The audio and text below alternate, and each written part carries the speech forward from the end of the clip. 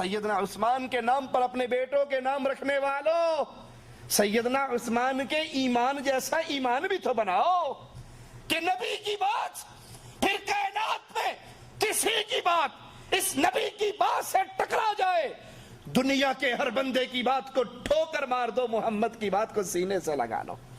بیت اللہ موجود ہے، اجازت نامہ موجود ہے، کہتے ہیں عثمان واپس لوٹ جائے گا، بیت اللہ تیرا طواف تب کروں گا جب محمد میرے ساتھ ہوں گے صلی اللہ علیہ وسلم۔ کفار کو بڑا طیش آیا، اپنے نبی سے اتنی محبت، ہم بیت اللہ کے طواف کی اجازت دے رہے اور یہ کہتے ہیں نبی کے بغیر نہیں کروں گا۔ کفار مکہ سیدنا عثمان کو مکہ میں ہی روک لیتے ہیں، مسلمانوں تک خبر پہنچ جاتی ہے سیدنا عثمان رضی اللہ عنہ وارضاہ شہید کر دیے گئے۔ مسلمان شدید غصے میں آتے ہیں، غصے میں آ کر عثمان کے خون کا انتقام لینے کے لیے تیار ہو جاتے ہیں۔ خبر کہاں مشہور ہوئی؟ حدیبیہ کے مقام پر کہ عثمان شہید ہو گئے، اور بیت اللہ کتنی دور ہے؟ چند کلومیٹر کے فاصلے پر۔ اللہ کے نبی صلی اللہ علیہ وسلم مکہ سے 1400 ساتھیوں کو لے کر عمرہ کرنے کے لیے نکلے تھے نا۔ یہ دعویٰ کرنے والوں ہمارے پیروں کو پورا علم غیب ہے، بزرگوں کو علم غیب ہے، نبی کو علم غیب ہے۔ جب نبی کو علم غیب ہے تو پھر یہ عمرے کا سفر کیوں ہوا؟ اگر آپ کے اس دعوے کو مان لیا جائے کہ اولیاء کو علم غیب ہوتا ہے، اولیاء کے سردار محمد کے صحابہ ہیں صلی اللہ علیہ وسلم، یہ نبی کے صحابہ مدینے سے کیوں نکلے؟ اگر اولیاء کو علم غیب نے تو پہلے پتہ اللہ کے نبی راستے میں سے ہی واپس آنا ہے، جانے کا کیا فائدہ ہے؟ عمرہ تو ہم کر ہی نہیں سکیں گے۔ نبی کیوں نکلے؟ عثمان کو کیوں بھیجا؟ سنیے، حضرت عثمان مکہ میں زندہ ہیں اور اللہ کے رسول صلی اللہ علیہ وسلم اور آپ کے صحابہ خون عثمان کا بدلہ لینے کے لیے تیار ہیں۔ ایک درخت کے نیچے بیٹھتے ہیں، لوگوں سے عثمان کے خون کا انتقام لینے کے لیے بیعت لیتے ہیں، اور اللہ کے نبی کا انداز دیکھیے، اپنے ایک ہاتھ پر اپنا دوسرا ہاتھ رکھ کر اپنے دوسرے ہاتھ کو عثمان کا ہاتھ قرار دیتے ہیں۔ یہ میرا ہاتھ ہے، یہ عثمان کا ہاتھ ہے، یہ ابو بکر کا ہاتھ ہے، یہ عمر کا ہاتھ ہے، یہ علی کا ہاتھ ہے۔ 1400 صحابہ آقا علیہ السلام کے ہاتھ پر جنگ کی تیاری، حالانکہ جنگ کرنے کے لیے نہیں آئے، گھوڑے پاس نہیں، اسلحہ پاس نہیں، جنگ کی تیاری نہیں، ساز و سامان نہیں، اور مقابلے پر جن سے جنگ کرنی ہے وہ اپنے گھر میں موجود ہے، دشمن اپنے گھر میں ہے، دشمن اسلحے سے لیس ہے، دشمن کے پاس بہت بڑی نفری ہے، اور نبی 1400 ساتھیوں کو لے کر بے سر و سامانی میں، لیکن محبت عثمان کا اندازہ کیجئے، آقا کو اپنے اس سفیر سے، اپنے اس داماد سے، اپنے اس صحابی سے کتنی محبت تھی۔ اس بے سر و سامانی میں کہتے ہیں یہ محمد کا ہاتھ ہے، یہ عثمان کا ہاتھ ہے، ہم اس وقت تک لڑیں گے جب تک عثمان کا بدلہ نہ لے لیں، اور واپس نہیں لوٹیں گے، بھلے ہم لڑتے لڑتے سارے مارے جائیں۔ درخت کے نیچے آقا علیہ السلام 1400 صحابہ سے بیعت لے رہے کہ آسمان والا قرآن نازل فرما دیتا ہے، اللہ کے رسول علیہ السلام پر قرآن حکیم کی یہ آیات نازل ہو جاتی ہیں، لقد رضی اللہ، یہ کہنے والوں کہ یہ 4 ہی مومن تھے، باقی کوئی بھی مومن نہیں تھا ان میں سے، یہ 1400 ہیں، اور 1400 بے سر و سامانی کے اندر جنگ کی تیاری کر چکے ہیں، مرنے کی بیعت ہو چکی ہے، کیونکہ کافر ہے تو کرتا ہے شمشیر پہ بھروسہ، مومن ہے تو بے تیغ بھی لڑتا ہے سپاہی۔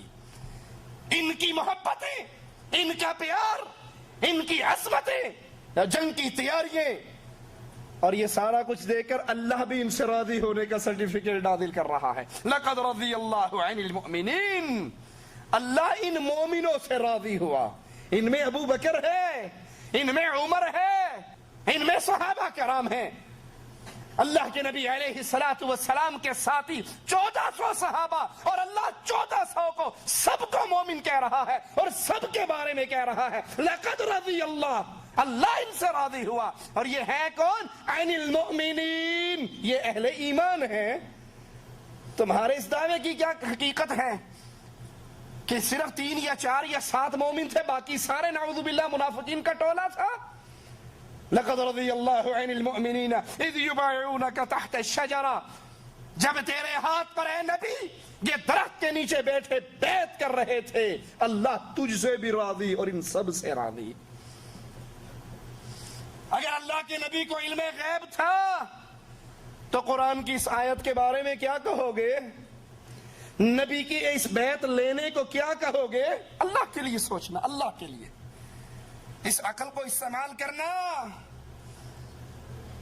مذہبی تعصب سے باہر نکلتے ہوئے، پیروں کی اندھی تقلید کے تعصب سے باہر نکلتے ہوئے اگر یہ مان لیا جائے رسول اللہ صلی اللہ علیہ وسلم کو علم غیب تھا، تو پھر نعوذ باللہ یہ جو بیعت رضوان جو ہو رہی تھی، کیا یہ ڈرامہ تھا؟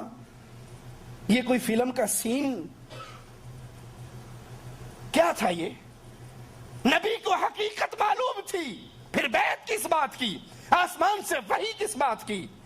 ادھر بیعت ہو رہی ہے، مسلمان بھرپور جنگ کی تیاری کر رہے ہیں، ادھر سیدنا عثمان رضی اللہ عنہ وارضا صحیح سلامت رسول اللہ صلی اللہ علیہ وسلم کے پاس پہنچ جاتے.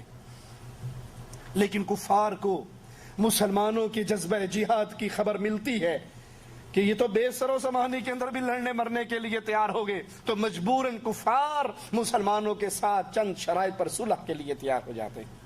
سیدنا عثمان رضی اللہ عنہ وارضا خیبر کی جنگ کے اندر بھی امام الانبیاء امام اعظم محمد رسول اللہ صلی اللہ علیہ وسلم کے ساتھ رہے، فتح مکہ کے موقع پر بھی نبی کے ساتھ رہے، اور تبوک کی جنگ کے اندر بھی سیدنا عثمان رضی اللہ عنہ وارضا رسول کریم کے ساتھ رہے. غزوہ تبوک سے واپسی پر میرے نبی کی دوسری بیٹی حضرت عثمان کی دوسری بیوی ام کلثوم چند دن بیمار رہ کر اللہ کو پیاری ہو جاتی ہے. ابو بکر صدیق رضی اللہ عنہ وارضا اور سیدنا عمر دونوں اپنی خلافت کے اندر اپنے اہم معاملات کے اندر مشورے سیدنا عثمان رضی اللہ عنہ وارضا سے کرواتے. سیدنا ابو بکر اپنے فرامین سیدنا عثمان سے لکھوایا کرتے تھے. 12 ہجری میں سیدنا ابو بکر نے حج کے لیے جاتے وقت مدینے میں اپنا قائم مقام سیدنا عثمان رضی اللہ عنہ وارضا کو بنایا. سیدنا عمر نے سیدنا عثمان رضی اللہ عنہ وارضا کو مجلس شورا کا رکن مقرر کیا اور شرعی فتوے جاری کرنے کی جن کو اجازت تھی ان میں حضرت عثمان رضی اللہ عنہ وارضا شامل تھے. اور یہ عثمان وہ عظیم ذات جس کو غنی کا لقب بھی ملا، مسلمانوں کی مدد میں بڑھ چڑھ کر حصہ لینے والے، مسلمانوں کی مدد میں اپنے مال کو پانی کی طرح خرچ کرنے والے. مسلمان جب مدینے میں پہنچے تو میٹھے پانی کا کنواں صرف ایک ہی تھا اور اس کا مالک بھی یہودی تھا جو پیسوں سے پانی کو بیچا کرتا تھا. امام الانبیاء امام اعظم محمد رسول اللہ صلی اللہ علیہ وسلم فرماتے ہیں کون ہے یہ پانی کا کنواں مسلمانوں کو خرید کر دے دے، میں اس کو اللہ کی جنت دیتا ہوں، میں اس کی جنت کی گارنٹی دیتا ہوں جو یہ پانی کا کنواں مسلمانوں کے لیے وقف کر دے. سیدنا عثمان آہستہ سے اٹھتے ہیں، اس یہودی کے پاس جاتے ہیں، کہتے ہیں یہ کنواں مجھے بیچ دے. وہ کہنے لگا تیرا دماغ خراب ہے، میری ساری تجارت اسی پر ہے، پانی بیچ کے تو میں پرافٹ کماتا ہوں اور اس سے اچھی تجارت اور کیا ہوگی، یہ بیچ دوں گا تو میرا کیا بنے گا. کہا تجھے اچھا سا اچھا ریٹ دوں گا. کہا نہیں میں نہیں بیچنے کے لیے تیار. پھر جواب میں کہتے ہیں اچھا منہ مانگی قیمت لے لے، کیونکہ سودا اللہ کی جنت کا تھا، سودا اللہ کی جنت کا ہو اور عثمان اس کو خریدنے سے پیچھے رہ جائے، دنیا کی آنکھ نے یہ منظر کبھی نہ دیکھا. کہا منہ مانگی قیمت لے لے.